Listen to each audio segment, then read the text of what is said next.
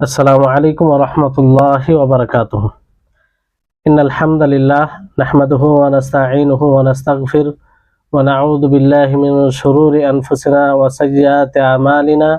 মান ইয়াহদিহিল্লাহু ফালা মুদিল্লা লাহু ওয়া মান ইউদ্লিলহু ফালা হাদিয়া লাহু ওয়া আশহাদু আল লা ইলাহা ইল্লাল্লাহু ওয়াহদাহু লা শারীকা লাহু ওয়া আশহাদু আন্না মুহাম্মাদান আবদুহু ওয়া রাসূলুহু।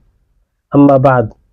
رب اشرح لي صدري ويسر لي أمري واحلل عقدة من لساني يفقهوا قولي رب زدني علما اللهم إني أسألك علما نافعا ورزقا طيبا وعملا متقبلا। সম্মানিত আজকের ক্লাসে উপস্থিত সুপ্রিয় ভাই সকল ও সম্মানিতা বোন, আজকে সম্ভবত আমরা সকলেই আল্লাহর বিশেষ মেহেরবানিতে বিশেষ দয়ায় দশম ক্লাসে উপস্থিত হয়েছি। আল কাওয়াইদুল আরবা যে বইটি শেখুল ইসলাম মোহাম্মদ ইবনে আব্দুল ওয়াহাব রাহিমাহুল্লাহ। আল্লাহ তাআলার কাছে আমরা আরো দোয়া করব যেন আল্লাহ তাআলা আমাদেরকে এই বইয়ের ক্লাসের শেষ পর্যন্ত অনর থাকার তৌফিক দেন, আর এইভাবে যেন আমরা এই বইটি দ্বারা উপকৃত হতে পারে। তারপরে আমাদের সকলের প্রাণ প্রিয় নবী করিম মুহাম্মদ মুস্তাফা সাল্লাল্লাহু আলাইহি ওয়াসাল্লাম, ওনার উপরে অসংখ্য শান্তি ধারা বর্ষিত হোক। আল্লাহুম্মা সাল্লি আলাইহি আল্লাহুম্মা বারিক আলাইহি।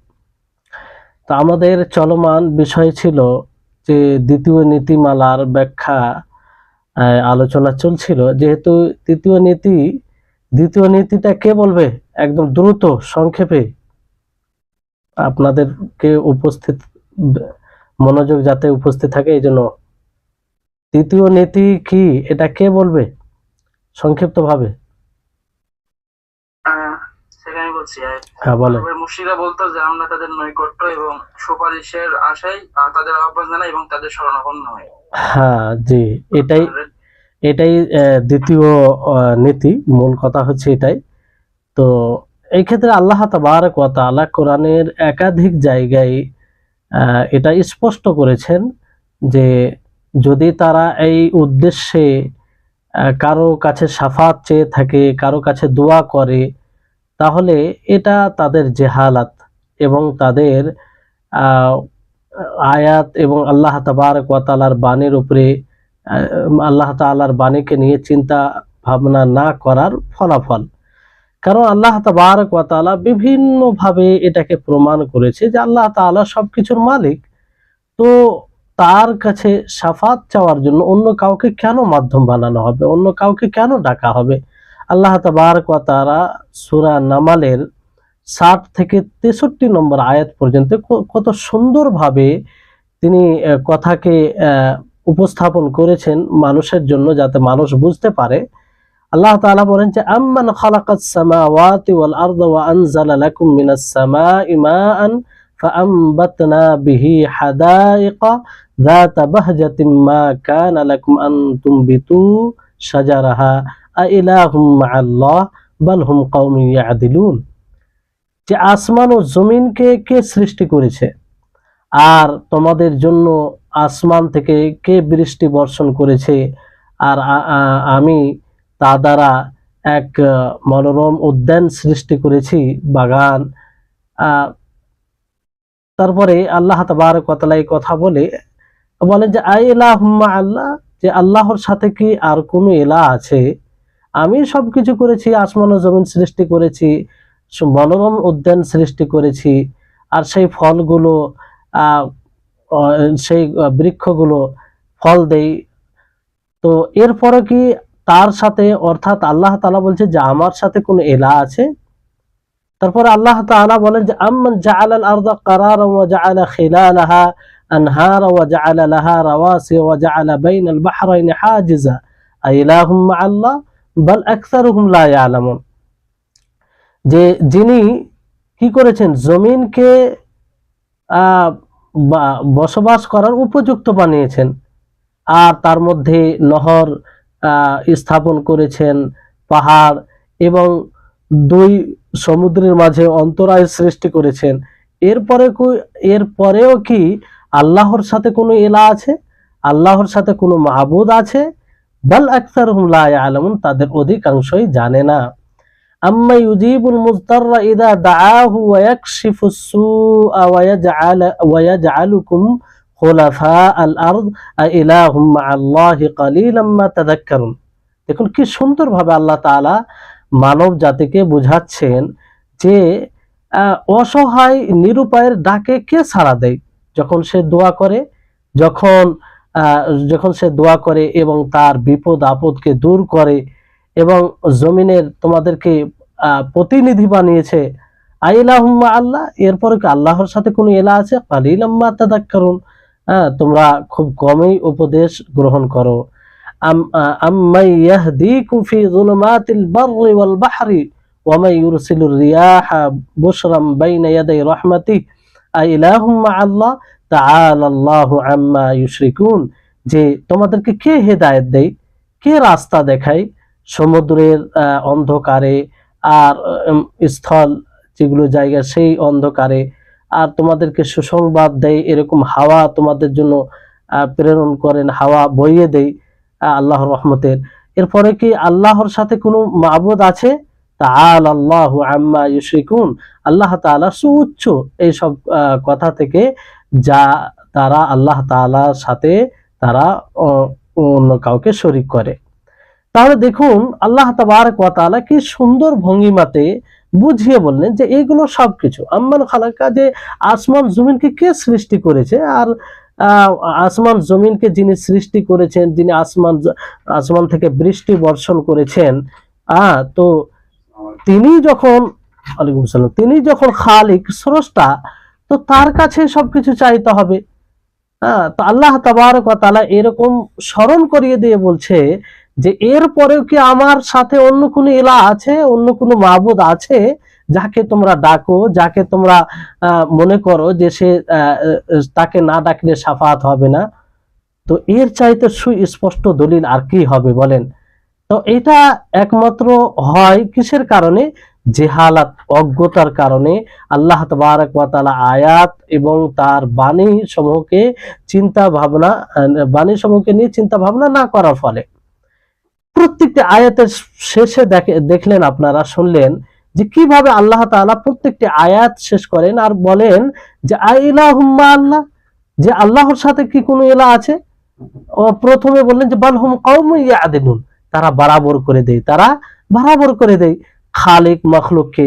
তারপরে দ্বিতীয় আয়াতের শেষে আল্লাহ তাআলা বলেন আইলাহুম্মা আল্লাহ বাল আকসারহুম লা ইয়ালামুন, যে আল্লাহর সাথে কোনো ইলাহ আছে, তাদের অধিকাংশই জানে না।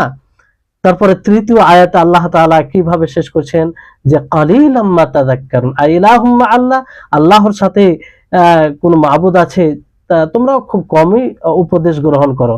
চতুর্থ আয়াতে আল্লাহ তাআলা এই বলে শেষ করেন যে আইলাহুম্মা আল্লাহ, আল্লাহর সাথে কি কোনো ইলাহ আছে? তাআলাল্লাহু আম্মা ইউশরিকুন, আল্লাহ তাআলা এই সব জিনিস থেকে সুউচ্চ। তাহলে এটা সুস্পষ্ট দলিল।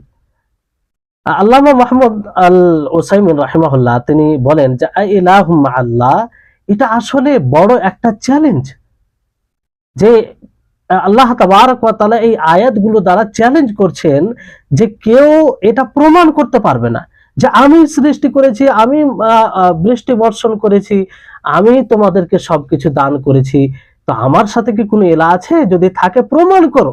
আর এটা প্রমাণ করতে সক্ষম হবে না, সকলে অক্ষম, কারণ এটা অসম্ভব। আল্লাহ তাবারক ওয়া তাআলা সেই সত্তাকে বলা হয় যিনার সমতুল্য কেউ নেই। তারপরে তিনি আরো বলেন ইবনে উসাইমিন রাহিমাহুল্লাহ যে এই দ্বিতীয় আয়াতে ইলমের নাফি করা হয়েছে, মানে যে তারা জানে না।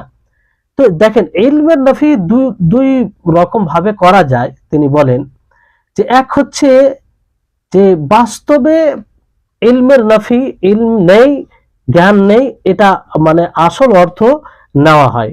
যেমন একজন মানুষ জানে না, এটা অর্থ না হয়। আর অনেক সময় মানে এটার কোনো জিনিসের নাফি করা হয়, কোনো জিনিস নেই বলা হয়, তার কারণ হচ্ছে এটা যে সে সেই জিনিস দ্বারা উপকৃত হয় না, ফলে বলা হয় যে তুমি এটা জানো না কিংবা তোমার কাছে এটা নেই, অথচ আছে কিন্তু তা দ্বারা সে উপকৃত হয় না। তো দুটোই অর্থ নেওয়া যেতে পারে। যেমন জাহেল, যারা অজ্ঞ, তারা বাস্তবে জানে না, এই ফলে এগুলো করে, এই জন্য আল্লাহ তাআলা বলেন যে তাদের অধিকাংশ জানে না। আর কোরআনে এরকম অনেক আছে উদাহরণ, বুঝতে পারলেন। আর কোরআনে এই ধরনের আছে। আর দ্বিতীয় হচ্ছে যে তাদের ইলম ছিল, জ্ঞান ছিল, কিন্তু সেই জ্ঞান দ্বারা তারা উপকৃত হয়নি, সেই জ্ঞান দ্বারা তারা লাভ উঠায়নি, ফলে আল্লাহ তাআলা তাদের জ্ঞানের নাফি করেছেন। যেমন আল্লাহ তাবারক ওয়া তাআলা অন্য এক সূরা আনফালের 21 নম্বর আয়াতে বলেন, ওয়ালা তাকুনু কাল্লাযীনা ক্বালু সামি'না ওয়া হুম লা ইয়াসমাউন, যে তোমরা তাদের মতো হয়ো না যারা বলে যে আমরা শুনলাম অথচ তারা শুনেনি, মানে শুনেও শুনেনি। আর আল্লাহ তাআলা আরো একটি আয়াতে বলেন, সূরা বাকারা 18 নম্বর আয়াতে, সুম্মুম বুকমুন উময়ুন ফাহুম লা ইয়ারজুন, যে তারা বধির, তারা শুনতে পায় না, তারা অন্ধ, কিছু দেখতে পায় না, আর তারা ফিরে আসে না, অথচ তাদের দৃষ্টি শক্তি, তাদের শ্রবণ শক্তি সবকিছু মজবুত ছিল। কেন আল্লাহ তাআলা তাদের থেকে এগুলো নাফি করেছেন? এই জন্য যে তারা এই সব জিনিস দ্বারা উপকৃত হয়নি, এইসব জিনিস দ্বারা উপকৃত হয়নি, ফলে ফলে তারা তাদের মধ্যে নেই, এইরকম হয়ে গেছে। অনুরূপ ভাবে কারো কাছে ইলম থেকেও যদি সেই ইলম দ্বারা উপকৃত না হয়, ইলম দ্বারা লাভ না উঠায়, তো তাকে বলা যেতে পারে যে তোমার ইলম নেই, তোমার জ্ঞান নেই। তো তারা, আল্লাহ তাআলা এটাই বলছেন যে তোমাদের কাছে ইলম থেকেও তোমরা বুঝতে পারো না, তার সাথে অন্য কাউকে শরীক করছো, তার আয়াত এগুলো দিয়ে গবেষণা করো না। তো দুটোই অর্থ মানে নেওয়া যেতে পারে, দুটোই অর্থ হিসাবে মানুষকে দেখা যায়। এরকম যে অনেকেই না জ্ঞান নেই, এই জন্য এইসব মানে আল্লাহর সাথে অন্য কাউকে শরীক করে, অনেকে আবার জ্ঞান থেকেও এটা করে, তার মানে সে জ্ঞান দ্বারা উপকৃত হয়নি। তারপরে আল্লাহ তাআলা আরো একটি আয়াতে বলেন, সূরা আহকাফের 4 নম্বর আয়াতে, কুল আরাআইতুম মা তাদউনা মিন দুনিল্লাহি আরুনি মাযা খালাকু মিনাল আরদ আম লাহুম শিরকুন ফিস সামাওয়াতি ইতুনি বিকিতাবিন মিন ক্বাবলি হাযা আও আথারাতিন মিন ইলমিন ইন কুনতুম সাদিকিন। কি সুস্পষ্ট আয়াত। আল্লাহ তাবারক ওয়া তাআলা তিনি বলেন যে, হে নবী, আরাআইতুম মা তাদউনা মিন দুনিল্লাহ, যে আরাআইতুম, আপনি কি আপনি দেখেছেন কিংবা আপনি কি ধারণা রাখেন, যারা আল্লাহ তাআলাকে ছেড়ে অন্য কাউকে ডাকে, আল্লাহ তাআলাকে ছেড়ে, আল্লাহ তাআলাকে উপেক্ষা করে অন্য কাউকে ডাকে, তো আমি তাদের আরুনি, তোমরা আমাকে দেখাও, তোমরা আমাকে দেখাও, মাযা খালাকু মিনাল আরদ, যে জমিন থেকে কি তারা জমিন থেকে কি সৃষ্টি করেছে, না তারা এই আসমান সৃষ্টি করতে অংশীদার রয়েছে তাদের। ইউতুনি বিকিতাব মিন ক্বাবল হাযা, এর পূর্বে কোন কিতাব নিয়ে এসো, দলিল নিয়ে এসো। তাহলে এইভাবে আল্লাহ তাআলা এই ভঙ্গিমাতে আল্লাহ তাআলা বলে এটা স্পষ্ট করছেন যে তারা কোনো জিনিস সৃষ্টি করেনি, তারা কোনো জিনিসের স্রষ্টা নয়, না কোনো জিনিসের সৃষ্টিতে তারা অংশীদার। তাহলে কেন তাদের তোমরা ইবাদত করবে, তাদেরকে মাধ্যম বানাবে, তাদের কাছে নত হবে, যে কাজটি একমাত্র আল্লাহর জন্য করা দরকার, সেটা অন্য কারোর জন্য কেন করবে? তাহলে আম্বিয়া আলাইহিস সালাম তিনারা যে ইলম নিয়ে এসেছেন সেটা হচ্ছে আল্লাহর একত্ববাদ, শিরক থেকে তিনারা সতর্ক করেছেন, এবং নবী করিম মুহাম্মদ সাল্লাল্লাহু আলাইহি সাল্লাম তিনিও মানুষদেরকে শিরক থেকে সতর্ক করেছেন এবং অতিরিক্ত গুলু অতিরঞ্জন করা থেকে সতর্ক করেছেন। এবং তিনি নিজের ব্যাপারে বলেছেন যে তিনি নিজের উপকার এবং অপকারের মালিক নয়, তিনি ইচ্ছা করলে নিজের লাভ করতে পারে না, ইচ্ছা করলে নিজের ক্ষতি করতে পারে না, বরং এই লাভ ও লসের মালিক হচ্ছে আল্লাহ তাবারক ওয়া তাআলা।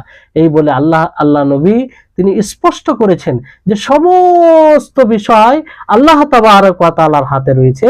তো তার সাথে অন্য কাউকে আমরা কি করে শরীক করতে পারি?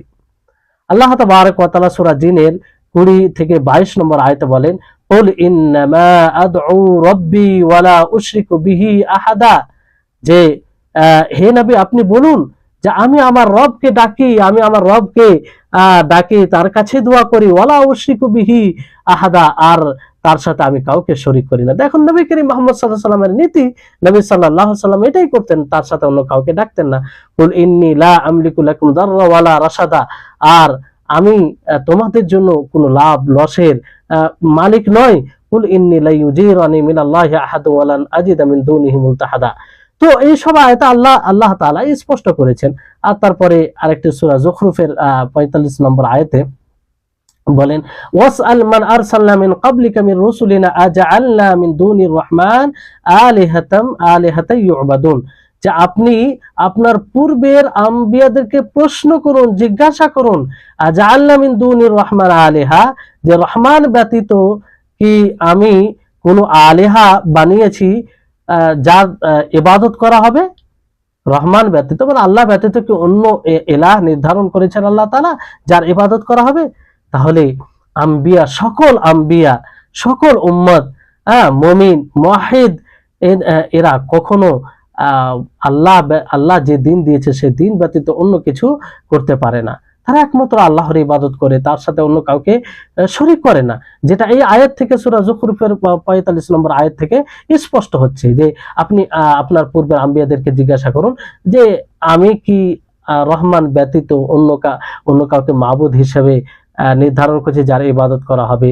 তারপরে আরো আয়াত রয়েছে যে ওমা আরসালনা মিন ক্বাবলিকা মির রাসূলি ইল্লা নূহি ইলাইহি আন্নাহু লা ইলাহা ইল্লা আনা ফা'বুদুন, যে আমি আপনার পূর্বে যতগুলো রাসূল প্রেরণ করেছি, লা নূহি ইলাইহি, আমি তাদের নিকটে ওহী করেছি যে লা ইলাহা ইল্লা আনা ফা'বুদুন, যে আমি ছাড়া সত্য কোনো মাবুদ নেই, অতএব তোমরা আমারই ইবাদত করো। আর এই ধরনের তো আয়াত অনেক রয়েছে, আপনারা শুনেছেন। সহিহ বুখারী সহিহ মুসলিমে রিওয়ায়াত রয়েছে নবী সাল্লাল্লাহু আলাইহি ওয়াসাল্লাম থেকে বর্ণিত, তিনি বলেন, ইন্না মা'শারাল আম্বিয়া দীনুনা ওয়াহিদ ওয়া ইন্না আওলান নাস বিইবনি মারইয়াম লা আনা ইন্নাহু লাইসা বাইনি ওয়া বাইনাহু নাবিয়্যুন, যে হে আম্বিয়াদের দল, আমাদের দিন এক, আর মানুষের মধ্যে ইবনে মারইয়াম আমার নিকটে, কারণ ঈসা আলাইহিস সালামের পরে আর নবী সাল্লাল্লাহু আলাইহি ওয়াসাল্লামের মাঝে কোনো নবী ছিল না। ইন্নাহু লাইসা বাইনি ওয়া বাইনাহু নাবিয়্যুন, যে আমার ও আর এবং ঈসা আলাইহিস সালামের মাঝে কোনো নবী আসেনি। তো এই হচ্ছে বিষয়। তারপরে আল্লাহ তাবারক ওয়া তাআলা দেখেন যে যুক্তিগতভাবে আল্লাহ তাআলা মানুষকে বোঝাবার জন্য বলছেন যে আমিত্তাখাযু আলিহাতাম মিনাল আরদি হুম ইউনশিরুন, যে তারা কি জমিন থেকে আলেহা সৃষ্টি করেছে, মাবুদ সৃষ্টি করেছে, মাবুদ তৈরি করেছে, মাবুদ নির্ধারণ করেছে, তারা কি মৃতদেরকে জীবিত করবে? লাউ কানা ফীহিমা আলিহাতুন ইল্লাল্লাহু লাফাসাদাতা, যদি এই আসমান ও জমিনে আলেহা একাধিক মাবুদ হতো তাহলে ফাসাদ হতো। কি হতো? ফাসাদ। সুবহানাল্লাহি রাব্বিল আরশি আম্মা ইয়াসিফুন, আল্লাহ তাবারক ওয়া তাআলা যিনি আরশের রব, তিনি এই সব জিনিস থেকে পবিত্র, যা দ্বারা তারা আল্লাহ তাআলাকে গুণান্বিত করে। লা ইউসালু আম্মা ইয়াফআলু ওয়া হুম ইউসালুন, আল্লাহ তাআলাকে জিজ্ঞাসা করা হবে না তিনি যা করেন, বরং তাদেরকে জিজ্ঞাসা করা হবে। আল্লাহ তাবারক ওয়া তাআলা আল্লাহ তাবারক ওয়া তাআলা ছাড়া যতগুলো বিষয় রয়েছে, মানে সবগুলো মাখলুক, তো মাখলুক হচ্ছে মাসউল, তারা জিজ্ঞাসিত, কিন্তু আল্লাহ তাবারক ওয়া তাআলা জিজ্ঞাসিত নয়। তিনি, কারণ তিনি খালিক, তিনি মুদাব্বির, তিনি মালিক, তিনি কি করে জিজ্ঞাসিত হতে পারে? আর তার সাথে অন্য কাউকে কি করে শরীক করা যেতে পারে? কি করে তার উপরে অন্য কাউকে অনুমান করা যেতে পারে, কিয়াস করা যেতে পারে? তাহলে এখানে স্পষ্ট যে খালিক যিনি আর মাখলুক, দুটোর মধ্যে পার্থক্য রয়েছে। এই দুটোকে বারবার কোনো মতেই করা যেতে পারে না। তো শাফাত বলেন কিংবা যে কোনো এগুলো বিষয় বলেন, সরাসরি আল্লাহ তাআলা করবেন। আল্লাহ তাআলা, এই যে আয়াত থেকে স্পষ্ট হলো যে আল্লাহ তাআলা ব্যতীত যতগুলো রয়েছে সবগুলো মারবুব, অর্থাৎ তারা প্রতিপালিত। আর আল্লাহ তাআলা হচ্ছে প্রতিপালক। আল্লাহ ব্যতীত যতগুলো রয়েছে তারা পরিচালিত, আর আল্লাহ তাআলা হচ্ছে পরিচালক। আল্লাহ ব্যতীত যতগুলো রয়েছে তারা মাখলুক, আর আল্লাহ তাআলা হচ্ছে খালিক। আল্লাহ তাআলা ব্যতীত যতগুলো রয়েছে তারা হচ্ছে দাস, তারা হচ্ছে দাস, আল্লাহর গোলাম, আর আল্লাহ তাআলা হচ্ছে মালিক। হ্যাঁ, তিনি মাবুদ। তো তার সাথে অন্য কাউকে কিভাবে কিয়াস করা যায়, কিভাবে তার সাথে অন্য কাউকে শরীক করা যায়, বরাবর তার স্থানে নিয়ে যাওয়া যায়, যেটা অনেক পার্থক্য। আসমান ও জমিন, আর আসমান ও জমিনে যা কিছু আছে সবকিছুর মালিক তিনি। তিনি এক অদ্বিতীয়, তিনার হাতে সবকিছু রয়েছে। আল্লাহ তাবারক ওয়া তাআলা সূরা ফাতিরের 13-14 নম্বর আয়াতে বলেন, যালিকুমুল্লাহু রাব্বুকুম লাহুল মুলকু ওয়াল্লাযীনা তাদউনা মিন দুনিহি মা ইয়ামলিকুনা মিন কিতমির ইন তাদউহুম লা ইয়াসমাউ দুআআকুম ওয়ালাউ সামিউ মাস্তাজাবু লাকুম ওয়া ইয়াওমাল কিয়ামাতি ইয়াকফুরুনা বিশিরকিকুম ওয়া লা ইউনাব্বিউকা মিছলু খাবীর। আল্লাহ তাবারক ওয়া তাআলার বাণী দেখুন, একটু চিন্তা করুন যে আল্লাহ তাআলা বলেন যে আল্লাহ তাআলা তোমাদের রব কেন? এটা কি এমনিতেই দাবি, না আসলে তিনি রব? আল্লাহ তাআলা তিনিই রব, কারণ হচ্ছে তিনি হচ্ছেন, তিনার জন্যই সব সার্বভৌমত্ব তিনার জন্যই। আর তাকে ছেড়ে যাদেরকে ডাক দেওয়া হয় তারা কিতমিরের মালিক নয়। কিতমির জানেন কাকে বলে? কিতমির বলা হয় খেজুরের আটির উপরে যে একটি আবরণ থাকে, তাকে বলা হয়। আল্লাহ তাবারক ওয়া তাআলা এই নগণ্য জিনিসের উল্লেখ করে আল্লাহ তাআলা স্পষ্ট করেন যে তারা এইটুকু মালিক নয়, তো তারা কি করে রব হবে? তারা কি করে রবের সমতুল্য হবে? তাদেরকে কি করে রবের স্থানে বসানো যাবে? আল্লাহ তাআলা আগে বলেন, ইন তাদউহুম লা ইয়াসমাউ দুআআকুম ওয়ালাউ সামিউ মাস্তাজাবু লাকুম। যদি তোমরা তাদেরকে ডাকো, তোমাদের ডাকে তারা সাড়া দিবে না, তোমাদের দোয়াকে তারা শুনবে না। যদিও শুনে, যদি মেনে নেওয়া যায় যে তারা শুনবে, এটা তারা আসলে শুনে না, কিন্তু যদি শুনে মেনে নেওয়া যায়, তো তোমাদের ডাকে শুনে তারা সাড়া দিতে পারবে না। কি দিতে পারবে না? সাড়া দিতে পারবে না। তোমরা যা চাইবে সেটা তারা দিতে সক্ষম নয়। হ্যাঁ, ওয়ায়াউমাল কিয়ামাতি ইয়াকফুরুনা বিশিরকিকুম। আর কিয়ামত দিবসে তারা তোমাদের এই শরীককে, এই কাজকে অস্বীকার করবে। তারা বলবে যে আমরা তো তাদেরকে এই কথা বলিনি। ওয়ালা ইউনাব্বিউকা মিছলু খাবীর। আর তোমাদেরকে বলবে না খাবির মতো, মানে যে খবর রাখে, সূক্ষ্ম খবর। তো বিষয়টি হচ্ছে যে এই আয়াতে আল্লাহ তাআলা এটা স্পষ্ট করেন যে আল্লাহ ব্যতীত কেউ কারো ডাকে সাড়া দিবে না। যারা মারা গেছে তারা তো কোনো সাড়া দিবে না। তো ফলে যে ডাকে সাড়া দেয়, যে বিপদ আপদ থেকে দূর করে, তাকেই ডাকতে হবে। তাহলে এই আয়াতে আল্লাহ তাআলা সর্বপ্রথম যে বিষয় দিয়ে শুরু করেন যে যালিকুমুল্লাহু রাব্বুকুম লাহুল মুলক। আল্লামা আব্দুর রহমান বিন হাসান আল শেখ তিনি বলেন যে আল্লাহ তাআলা এখানে খাবির, তিনার নাম একটা খাবির, কারণ তিনি সূক্ষ্ম সবকিছু খবর রাখেন। তিনি খবর দেন যে মুলক এক আল্লাহ তাআলার জন্য, আর সমস্ত কিছু আল্লাহ তাআলার জন্য। আসমান ও জমিনে যা কিছু ঘটে তার পরিচালনায় হয়, তার ইচ্ছাতে হয়। এজন্য আল্লাহ তাআলা বলেন, আল্লাযীনা তাদউনা মিন দুনি মা ইয়ামলিকুনা মিন কিতমির। যে যাদেরকে তোমরা ডাকো আল্লাহ তাআলাকে ছেড়ে, তারা কিতমিরের মালিক নয়। তো যে এতটুকুর মালিক নয়, তাদেরকে কিভাবে তোমরা নাফা নোকসানের মালিক মনে করে তাদেরকে সুপারিশ হিসাবে গ্রহণ করো? তাদের ব্যাপারে ধারণা রাখো যে এরা আল্লাহর কাছে সুপারিশ করবে না, এটা ঠিক নয়। অতএব তোমরা এক আল্লাহর কাছেই নত হবে, এক আল্লাহর কাছেই চাইবে, এক আল্লাহর কাছেই সবকিছু চাইবে। আর এই হচ্ছে বিষয়। তারপরে যারা মুশরিক তারা এই আয়াতকে বুঝতে পারেনি, কিংবা এই আয়াতকে তারা গ্রহণ করেনি, কিংবা এই আয়াতে তারা অনুসরণ করেনি। ফলে তারা কি বলে যে মৃত ব্যক্তি শুনে এবং শোনার সাথে উপকারও করে। তো এই ধারণা করে, এটা ভেবে তারা ইসলামকে প্রত্যাখ্যান করে, ঈমানকে প্রত্যাখ্যান করে। হ্যাঁ, এটা হচ্ছে এই উম্মতের জাহালাত, অজ্ঞতা। আল্লাহ তাআলা সুস্পষ্টভাবে বলে যে তারা কিছুর মালিক নয়। কিন্তু একজন ব্যক্তি এই ধারণা করে যে মৃত ব্যক্তি শুনে এবং শোনার পরে সে উপকার করে, বিপদ দূর করতে পারে, তার কিছু কল্যাণ করতে পারে। তাহলে তো এই আয়াতের অস্বীকার করা হলো, কিংবা এই আয়াত বিরোধী আমল করা হলো। তাহলে তাদেরকে ভাবা উচিত, তাদেরকে আল্লাহ তাআলা বিবেক বুদ্ধি জ্ঞান দিয়েছে যে এটা কি করে হতে পারে যে আল্লাহ তাবারক ওয়া তাআলাকে ছেড়ে মৃত ব্যক্তিদেরকে ডাকা, যারা কিছুরই মালিক নয়, তারা নিজের লাভ লসের তো মালিক নয়, তো অন্যদের কি করে লাভ লস করবে? হ্যাঁ, অন্যদের কি করে লাভ করবে, উপকার করবে আর অপকার করবে? তাহলে সর্বোপরি মানুষকে রবের দিকে মনোযোগী হওয়া উচিত, তাকেই ডাকা উচিত, এবং দোয়া কবুলের যেগুলো মাধ্যম সেগুলো অবলম্বন করা উচিত। আর সেটা হচ্ছে শিরক থেকে মুক্ত করা, তাওহীদকে বাস্তবায়ন করা, আল্লাহ তাআলার অসন্তুষ্টি থেকে নিজেকে মুক্ত করা। তাহলে আল্লাহ তাআলা দোয়া কবুল করবেন। আল্লাহ তাআলা বলেন যে ওয়াকালা রাব্বুকুম উদউনি আস্তাজিব লাকুম ইন্নাল্লাযীনা ইস্তাকবিরুনা আন ইবাদাতি সায়াদখুলুনা জাহান্নামা দাখিরিন। সূরা গাফিরের 60 নম্বর আয়াত, যে তোমার রব বলে উদউনি আস্তাজিব লাকুম।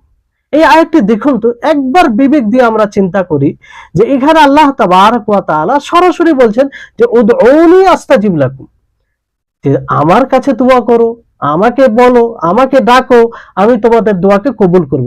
আচ্ছা, এখানে কি আল্লাহ তাআলা কোনো মাধ্যমের কথা বলেছেন? এখানে কি আল্লাহ তাআলা বলেছেন যে না তোমরা গুনাহগার, তোমরা পাপী, আমার কিছু বান্দা আছে যারা সৎ লোক, যারা আমার শরীয়তকে বাস্তবায়ন করেছে, কিংবা মানুষের মধ্যে সবচেয়ে বেশি যারা শরীয়তকে বাস্তবায়ন করছে আম্বিয়া আলাইহিস সালাম, আল্লাহ তাআলাকে এই কথা বলেছেন যে তোমরা আগে আম্বিয়াদেরকে ডাকবে ইবাদত করতে গিয়ে, যে তাহলে তারা তোমার সবার, এই কথা কি বলেছেন? তো এই বিষয়টি বুঝতে হবে। আল্লাহ তাআলা বিবেক দিয়েছে, সেই বিবেক খাটানো উচিত এখানে।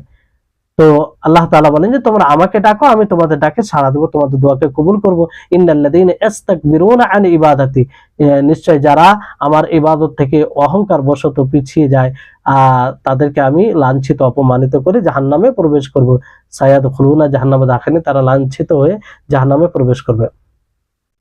তো দোয়া হচ্ছে একটি ইবাদত, যেটি যেটি যেটিকে আল্লাহর জন্য করা আর আল্লাহর জন্যই খাস করা, এটা হবে তৌহিদ। এটা হবে তৌহিদ, আল্লাহর একত্ববাদ। ইবাদত বলতে একমাত্র আল্লাহর জন্য হবে। কারণ দোয়া তার কাছে করা হয় যার ব্যাপারে এই ধারণা করা হয় যে সে উপকার করতে পারে, অপকার করতে পারে। আপনি কোনো মাখলুকের কাছে দোয়া করছেন, তার মানে তার ব্যাপারে এটা আপনার ধারণা যে সে উপকার অপকার করতে পারে, যেটা শিরক, যেটা আল্লাহর সাথে কাউকে শরীক করে দেওয়া। আর যদি আপনি এটা মনে করেন যে না, আমি তো মাধ্যম হিসাবে তার কাছে দোয়া করি, আমি তো তাকে মাধ্যম বানিয়ে দোয়া করি, তাহলে তো এটা শিরক হলো। কারণ হচ্ছে এটা যে আপনি মাধ্যম কেন বানালেন? আল্লাহ তাআলা বলছেন তো সরাসরি আমাকে ডাকো, তার মাধ্যম হয়ে কেন বানাতে হবে? আপনি দুনিয়াতে যে সুপারিশ বানানো হয়, দুনিয়াতে সুপারিশ কাউকে গ্রহণ করা হয় কিংবা তাকে আগে বলা হয়, মূলত একটা লক্ষণ যে সেই যার কাছে কিছু নেওয়ার জন্য সুপারিশ করা হয়, তার একটা দুর্বলতা। সে আপনি তার নিকটে পুরো কথা পৌঁছাতে পারছেন না, আপনার এটা দুর্বলতা। আর সে যার কাছে সুপারিশ করবে, সে আপনার ব্যাপারে পুরোপুরি জানে না, আপনার পুরোপুরি হিতাকাঙ্ক্ষী নয়, কারো আপনাকে সুপারিশের দরকার পড়ছে এখানে। তো বিষয়টি হচ্ছে এখানে, তাহলে এই বিষয়টি বুঝতে হবে। এই জন্য দোয়া দ্বারা উপকার রয়েছে, এটা সরাসরি আল্লাহর নিকটে করতে গেলে। যেমন একটি হাদিসে রয়েছে, আবু সাঈদ খুদরি রাদিয়াল্লাহু তাআলা আনহু তিনি বলেন যে নবী সাল্লাল্লাহু আলাইহি ওয়াসাল্লাম বলেছেন, মা মিন মুসলিমিন ইয়াদউল্লাহ বিদাওয়াতিন লাইসা ফিহা ইসমুন ওয়ালা কাতিআতু রাহমিন ইল্লা আতাহু আল্লাহু ইহদা সালাত, ইম্মা আন তুআজ্জালা লাহু দাওয়াতুহু ওয়া ইম্মা আন ইয়াদখিরাহা লাহু ফিল আখিরাহ ওয়া ইম্মা আন ইয়াসরিফা আনহু মিনাস সুই মিথলাহা। ক্বালু ইযান নুকসির, ক্বালা আল্লাহু আকসির। তাহলে এখানে আল্লাহ নবী বলেন যে যে কোনো মুসলিম যখন আল্লাহর কাছে দোয়া করে, যে দোয়াতে কোনো গুনাহ থাকে না, কোনো গুনাহর দোয়া করা হয় না এবং সম্পর্ক বিচ্ছিন্নতার দোয়া করা হয় না, তো আল্লাহ তাআলা তাকে তিনটি জিনিসের মধ্যে, তিনটি ধাপের মধ্যে কোনো একটি ধাপ, কোনো একটি স্তর দেয়। হয়তো তার শীঘ্রই দোয়া কবুল করবে এবং যেটা সে চাইবে সেটা আল্লাহ তাআলা তাকে দিবে। দ্বিতীয় হচ্ছে, না হয় এই দোয়া তার আখিরাতে জাখিরা হবে, কারণ এটি ইবাদত, আর এই ইবাদত তার আখিরাতে জাখিরা, তার নেকি সঞ্চয় হবে। আর হয় এটা না হলে এই হচ্ছে যে সে দোয়ার ফলে তাকে ওই ধরনের কোনো মুসিবত থেকে আল্লাহ বাঁচাবে, রক্ষা করবে। তো তারা সাহাবায়ে কেরাম বললেন যে তাহলে আমরা অধিকভাবে দোয়া করি। তো হ্যাঁ, আল্লাহ নবী বললেন যে হ্যাঁ, তোমরা অধিকভাবে দোয়া করো, আল্লাহ আকসির, আল্লাহ তোমাদেরকে অধিকভাবে দোয়া করার তৌফিক দিক। তাহলে দোয়া একটি মানে এমন একটি বিধান যেটা যেটা দ্বারা ইবাদত হয়, আর যেটা দ্বারা আমরা দুনিয়ার কিছু লাভ উপার্জন অর্জন করতে পারি আল্লাহর নিকট থেকে। তাহলে এই হচ্ছে বিষয়। ইব্রাহিম আলাইহিস সালাম দেখেন যে মূর্তি পূজকদের সাথে কিভাবে তর্ক করেন। হ্যাঁ, যেভাবে মানে তারা যে শিরকে লিপ্ত ছিল, আর তাদেরকে শিরক থেকে তাদের শিরকের প্রতিবাদ করতে গিয়ে ইব্রাহিম আলাইহিস সালাম কি বলেন যে ক্বালা আতাহবুদুনা মা তানহিতুন ওয়াল্লাহু খালাকাকুম ওয়া মা তা'মালুন। তিনি বলেন যে তোমরা এমন জিনিসের ইবাদত করো যাকে তোমরা নিজেই তৈরি করো, আল্লাহ খালাক, অথচ আল্লাহ তাআলা তোমাদেরকে সৃষ্টি করেছেন এবং তোমাদের আমলকে সৃষ্টি করেছেন। তার ইবাদত কি করে করো, তার উপাসনা কি করে করো, তার দাসত্ব কি করো? দাসত্ব তার করবে যে তোমাদেরকে সৃষ্টি করেছেন, যে তোমাদের আমলকে সৃষ্টি করেছেন, তোমাদের সবকিছুকে সৃষ্টি করেছেন, তার তোমরা দাসত্ব করবে, তার কাছে নত হবে। তারপরে উমর ফারুক রাদিয়াল্লাহু তাআলা আনহু তিনিও দেখবেন যে উম্মতে মুহাম্মাদিয়াকে সতর্ক করতে গিয়ে তিনি যখন হাজরে আসওয়াদকে চুম্বন দিতে যান তখন কি বলেছিলেন? তিনার উদ্দেশ্য কি ছিল?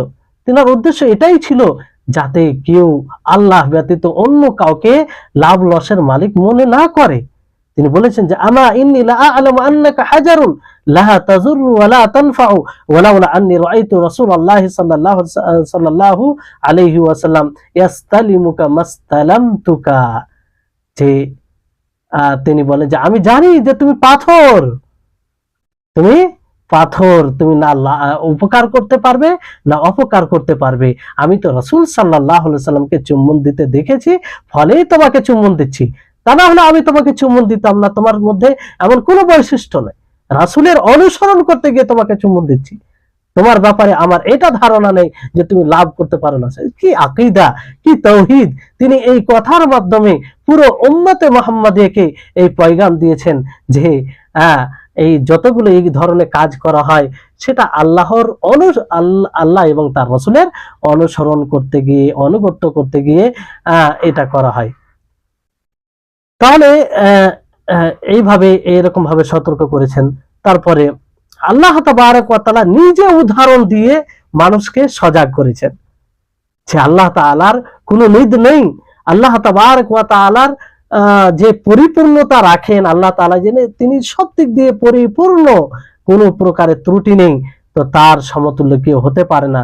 তার নজির তোমরা তার নিদ, তার সমতুল্য কি করে বানাও? তোমাদের বিবেকে এটা আসে কি করে? আল্লাহ তাআলা বলেন সূরা রুমের 28 নম্বর আয়াতে যে যারাবা লাকুম মাসালাম মিন আনফুসিকুম হাল লাকুম মিম্মা মালাকাত আইমানুকুম মিন শুরাকা ফিমা রাযাকনাকুম ফাআনতুম ফিহি সাওয়া তাখাফুনহুম কাখিফাতিকুম আনফুসাকুম কাযালিকা নুফাসসিলুল আয়াতি লিকাউমিন ইয়াকিলুন। কি চমৎকার! দেখেন যে আল্লাহ তাআলা তোমাদের জন্য উদাহরণ দিয়েছেন তোমাদের মধ্য থেকে। যে আচ্ছা বলো যে তোমাদের জন্য যারা তোমাদের অধিপত্যে আছে, দাস তোমাদের দাস তোমাদের কি শরীক হতে পারে সেই বিষয়ে যেটা আমি তোমাদেরকে রুজি হিসেবে দিয়েছি? আর তোমরা কি তাদেরকে সেইভাবে ভয় করবে যেভাবে তোমরা আপোষে এক অপরকে ভয় করো? তাহলে দেখেন আমাদের যেগুলো দাস আছে, চাকর যেগুলো আমাদের অধীন আছে, তারাকে কি আমরা কখনো নিজের কাজে শরীক করি না, কখনো করি না। তো আল্লাহ তাআলা এটাই বুঝাতে চাইছেন যে তোমরা নিজের দাসকে, নিজের গোলামকে, অর্থাৎ নিজের দাস বলতে তোমার অধীনে যারা আছে তাদেরকে তোমরা তোমাদের কাজে শরীক করো না, এটা পছন্দ করো না। আর তাদেরকে তোমরা সেরকম ভাবে ভয় করো না, আপোষে যেরকম তোমরা এক অপরকে ভয় করে যারা সমতুল্য লোক, তাদেরকেও তোমরা ভয় করো না। তো তোমরা এটা কি করে করতে পারো যে সেই যে খালিক, যিনি মালিক, যিনি মুদাব্বির, যিনি সবকিছুর মালিক, তার সাথে তার মখলুককে, তার দাসকে, তার গোলামকে কি করে শরীক করো? কি করে তোমার ওলিকে আল্লাহর সাথে শরীক করো, যে ওলি তার দাস? কি করে তোমার পীরকে আল্লাহর সাথে শরীক করো, যে পীর আল্লাহর দাস, আল্লাহর গোলাম, আল্লাহর মখলুক? এতে কি সন্দেহ আছে? তো সন্দেহ নেই। তো কি করে, এটা তো বিবেক খাটালে মানে বিবেক দিয়ে ভাবলে বুঝতে পারবেন। তাহলে শেখুল ইসলাম ইবনে তাইমিয়া রাহিমাহুল্লাহ এই আয়াতকে লক্ষ্য করে বলেন যে আল্লাহ যেমন তোমাদের মধ্যে কেউ পছন্দ করে না যে তার দাস, তার চাকর কি হোক, তার মতো শরীক হোক তার সমস্ত কাজে। তো তোমরা কি করে, আল্লাহ তাআলা বুঝাতে চাইছেন যে তোমরা কি করে আমার দাসকে, আমার গোলামকে, আমার দাসকে আমার শরীক বানাও। এটা কি করে? তোমরা নিজের জন্য পছন্দ করো না, আর তোমরা আমার জন্য বানাচ্ছ। হ্যাঁ, অথচ আল্লাহ তাবারক ওয়া তাআলা ব্যতি যতগুলো জিনিস রয়েছে সবকিছু আল্লাহ তাআলার মাখলুক, সবকিছু আল্লাহ তাআলার গোলাম, আল্লাহ তাআলার দাস। হ্যাঁ, সে মালাইকা হোক, নবী হোক, সালেহীন হোক, যতগুলো মাখলুক রয়েছে সমস্ত কিছু আল্লাহ তাবারক ওয়া তাআলার দাস, আল্লাহ তাবারক ওয়া তাআলার গোলাম। হ্যাঁ, তিনি এক অদ্বিতীয়, তিনার জন্যই সবকিছু, তিনার জন্যই সর্বপ্রকারের প্রশংসা, এবং তিনি সবকিছুর উপরে শক্তি রাখেন। তাহলে এই বিষয়টি ভাবতে হবে। যদি আমরা বিবেক খাটাই তাহলে এটা সুস্পষ্ট হয়ে যাবে। তারপর আল্লাহ তাআলা আরেকটা আয়াতে সূরা ইউনূসের 106 থেকে 107 নম্বর আয়াতে আল্লাহ তাআলা বলেন, ওয়ালা তাদউ মিন দুনিল্লাহি মা লা ইয়ানফাউকা ওয়ালা ইয়াদুরুকা, যে তোমরা আল্লাহ ব্যতী এমন কাউকে ডাকিও না যে তোমাদের না উপকার করতে পারবে না অপকার করতে পারবে।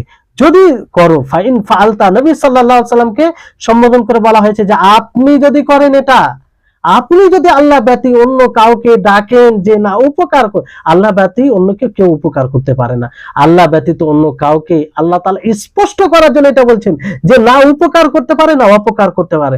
কারণ মানুষ ধারণা করে, এই জন্য আল্লাহ তাআলা স্পষ্ট করে বলছেন এটা নিশ্চিত কথা যে আল্লাহ তাআলা ব্যতীত, আল্লাহর ইচ্ছা ছাড়া কেউ উপকারও করতে পারে না অপকার করতে পারে না। তারপরে আল্লাহ তাআলা স্পষ্ট করতে আরো স্পষ্ট ভাবে বলছেন যে আপনি আল্লাহ ব্যতীত এমন কাউকে যদি ডাকেন যে না উপকার করতে পারে না অপকার করতে পারে, তাহলে আপনি জালেমদের অন্তর্ভুক্ত হবেন। ওয়া ইন ইয়ামসাসকাল্লাহু বিদুররিন ফালা কাশিফা লাহু ইল্লা হুয়া ওয়া ইন ইউরিদকা বিখাইরিন ফালা রাদ্দা লিফাদলিহি ইউসিবু বিহি মান ইয়াশাউ মিন ইবাদিহি ওয়া হুয়াল গফুরুর রহিম। হ্যাঁ, যদি আল্লাহ তাআলা আপনাকে কোনো ক্ষতির স্পর্শ করায়, কোনো ক্ষতি করে আপনার, তো সেই ক্ষতিকে দূর করনেওয়ালা, প্রতিরোধ করনেওয়ালা কেউ নেই। আর যদি আপনার কল্যাণ করতে চান আল্লাহ তাআলা, সেই কল্যাণের প্রতিরোধকারী কেউ নেই। আল্লাহ তাআলা যাকে যেটা চাইবেন সেটা দিবেন, তিনি ক্ষমাশীল, দয়াশীল। তাহলে এগুলো আয়াত থেকে স্পষ্ট যে মাদউ সেই হবে যে লাভ লসের মালিক হবে, তাকেই ডাকা হবে যে লাভ লসের মালিক। আর লাভ লসের মালিককে আল্লাহ তাবারক ওয়া তাআলা, যে যার কাছে দোয়া করতে গেলে কিছু পাওয়া যাবে, এবং যার কাছে যার নাফরমানি করতে গেলে শাস্তি দিবে। আচ্ছা, যে সব যাদেরকে ডাকা হয়, যাদের কাছে দোয়া করা হয়, তাদের কাছে কেউ দোয়া না করে, তাদের কথা না হলে তারা কিছু করতে পারবে? তাদেরকে শাস্তি দিতে পারবে? তাদের পাকড়াও করতে পারবে? পারবে না। তারা তো নিজেই আল্লাহর কাঠগড়াই, নিজের কি অবস্থা হবে সেটা নিয়ে সকলেই চিন্তা। তারা যদি ভালো থাকে, সৎ থাকে, তো অবশ্যই আল্লাহ তাআলা তাদের সাথে সেই রকম তাদের সাথে ব্যবহার করবেন। আর যদি তারা অসৎ থাকে, তাহলে তাদের তো অবস্থা জটিল, সকলের জটিল হবে। আল্লাহ তাআলা আমাদের সকলকে হেফাজতে রাখুক, এবং আল্লাহর সম্মুখে যেন আমরা ভালো হয়ে দাঁড়াতে পারে। তাহলে এখান থেকে এটা স্পষ্ট। আরো অসংখ্য আয়াত আছে। এখানে দেখেন, এই আয়াতে ফাইন ফাআলতা ফাইন্নাকা ইযাম মিনাজ জালিমিন, যে আপনি যদি এটা করেন তাহলে আপনিও জালেমদের অন্তর্ভুক্ত হবেন। এই আয়াতটা সেই আয়াতের মতোই যে আয়াত আল্লাহ তাআলা বলে না যে আল্লাহ তাআলা বলেছেন ফালা তাদউ মা আল্লাহি ইলাহান আখারা ফাতাকুনা মিনাল মুআযযাবিন, যে আপনি আল্লাহর সাথে অন্য মাবুদকে ডাকিয়েন না, আর যদি ডাকেন কি হবে? আযাব প্রাপ্তদের মধ্যে হবেন, আযাব প্রাপ্তদের মধ্যে। অনুরূপ ভাবে আপনি যদি এরকম করেন তো জালিমদের, জালিম কারো যারা শিরক করে, সবচেয়ে বড় অন্যায় করে। তারপরে আপনারা অহরহ সেই আয়াতটি শুনে থাকেন, যে আয়াত আল্লাহ তাআলা বলেন যে লাইন আশরাকতা লা ইয়াহবাতান্না আমালুকা ওয়া লা তাকুনান্না মিনাল খাসিরিন, আপনি যদি শিরক করেন তাহলে আপনার আমল বিনষ্ট হবে, আপনি ক্ষতিগ্রস্তদের অন্তর্ভুক্ত হবেন।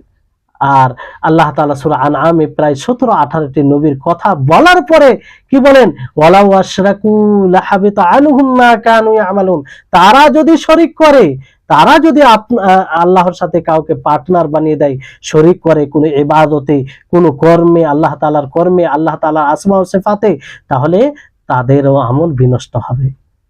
তাহলে এটি যদি আম্বিয়াদের ক্ষেত্রে আল্লাহ তাবারক ওয়া তাআলার এই বাণী হয়, আল্লাহ তাবারক ওয়া তাআলার এই ঘোষণা হয়, তাহলে আমি আপনি কে? অন্য মাখলুক কে? মাখলুকের মধ্যে সর্বোত্তম, সবচেয়ে বেশি ফজিলতের অধিকারী তারা। তো অন্যদের ব্যাপারে কি ধারণা করা যেতে পারে? তো এই জন্য এখানে কোনো এমন জিনিস বাকি থাকে না যে আল্লাহ ব্যতীত অন্য কারো ইবাদত করা যাবে, অন্য কারো নৈকট্য লাভ করা যাবে।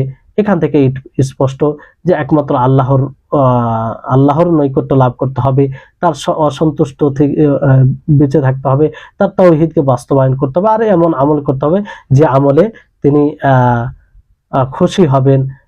এর বিপক্ষে কোনো ব্যক্তির উপরে ভরসা করা, কোনো কবরের কাছে যাওয়া, কোনো মূর্তির কাছে মাথা নত করা, কোনো এরকম কোনো দুনিয়াবী স্বার্থের কারণে ইবাদত আপোষ করা, এগুলো একদম মোটেও ঠিক না, আর যেগুলো ইমানকে ধ্বংস করে দেবে।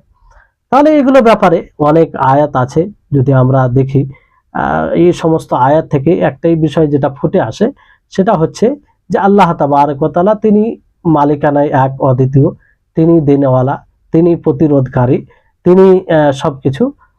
ওই জন্য তার কাছে আমাদেরকে নত হতে হবে, তিনি লাভ লসের মালিক, সবকিছু তিনি। আল্লাহ তাআলা আরেকটি আয়াতে সূরা ফাতিরের 2 নম্বর আয়াতে একটু আরো স্পষ্ট হয়ে যাবে। আল্লাহ তাআলা সেই আয়াতে বলেন যে মা ইয়াফতাহিল্লাহু লিন-নাসি মির রাহমাতিন ফালা মুমসিকা লাহা ওয়া মা ইউমসিক ফালা মুরসিলা লাহু মিন বা'দিহি ওয়া হুয়াল আজিজুল হাকীম। যে আল্লাহ তাআলা মানুষের জন্য রহমত উন্মুক্ত করেন না, যে আল্লাহ তাআলা মানুষের জন্য যে রহমত উন্মুক্ত করে সেটাকে বন্ধ করার কেউ নেই, আর যেটা তিনি স্তব্ধ করে দেন সেটাকে মানে মানে উন্মুক্ত করে দেয়, সেটাকে মানে যেটা বন্ধ করে দেয় সেটাকে উন্মুক্ত করাওয়ালা কেউ নেই। তাহলে এখান থেকে এইটা স্পষ্ট হচ্ছে যে তিনি তিনার হাতেই সবকিছু। তারপরে বিষয় আছে, এক কথাই মানে আমাদেরকে পার্থক্য করতে হবে, খালিক ও মাখলুকের মধ্যে পার্থক্য করতে হবে, যেটা সুস্পষ্ট বিষয়, যেটা সুস্পষ্ট এই বিষয়। সেই খালিকের সাথে যদি কাউকে সমতুল্য করে দেওয়া হয়, কাউকে নিদ বানিয়ে দেওয়া হয়, তাহলে এটা সবচেয়ে বড় জেহালাত হবে, সবচেয়ে বড় জুলুম হবে, সবচেয়ে বড় জুলুম হবে। আর এই আয়াত প্রযোজ্য হবে যে এগুলো করবে, যে ওমা কাদারুল্লাহ হাক্কা কাদরিহি, তারা আল্লাহর মর্যাদা যেমন ভাবে রাখা উচিত সেটা রাখলো না আল্লাহ তাআলার হক অনুযায়ী।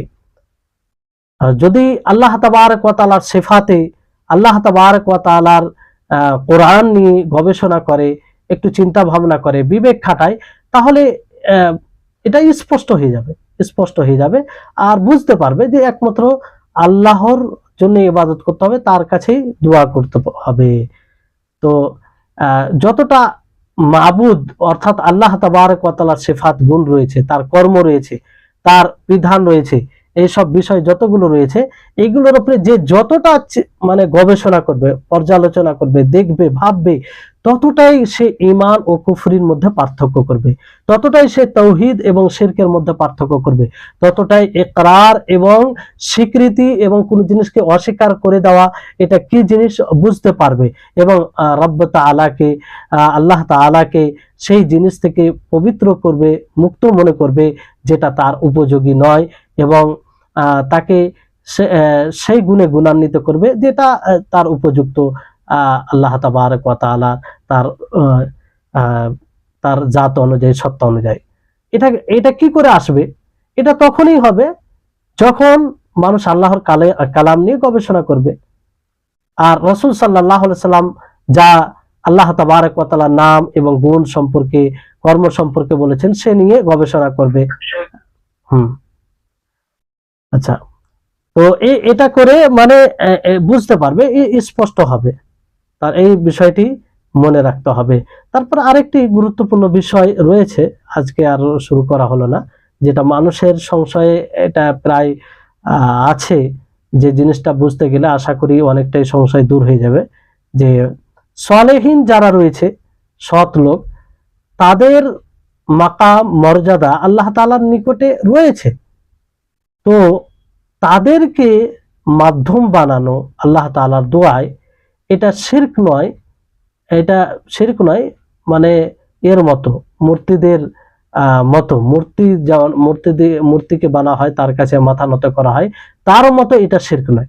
এটা একটা বড় সংশয়। আর এই সংশয়কে একটু ভালো করে আমরা আগামী ক্লাসে বোঝার চেষ্টা করব ইনশাআল্লাহ। আর এতে অনেক বিষয়ের উত্তর রয়েছে। আল্লাহ তাবারক ওয়া তাআলার নিকটে দোয়া করি, আল্লাহ যেন আমাদের সকলকে আল্লাহ তাবারক ওয়া তাআলার একত্ববাদকে ভালোভাবে বোঝার তৌফিক দান করেন, আর তার পরিপন্থী বিষয় শিরক, সেটাকেও বোঝার তৌফিক দান করেন, যাতে আমরা সেই শিরক থেকে নিজেকে বাঁচাতে পারি। আর সর্বোপরি আল্লাহ তাআলা আমাদের সকলকে যেন ইলমে নাফে দান করেন, যে ইলম দ্বারা আমরা দুনিয়াতে উপকৃত হতে পারবো এবং আখিরাতেও সেই ইলম যেন আমাদের সকলকে জান্নাতে নিয়ে যায়, কিংবা জান্নাতে যাওয়াতে সহযোগী হয়। ওয়া আখির দাওয়ানা আনিল হামদুলিল্লাহি রাব্বিল আলামিন। আসসালামু আলাইকুম ওয়া রাহমাতুল্লাহি ওয়া বারাকাতুহু।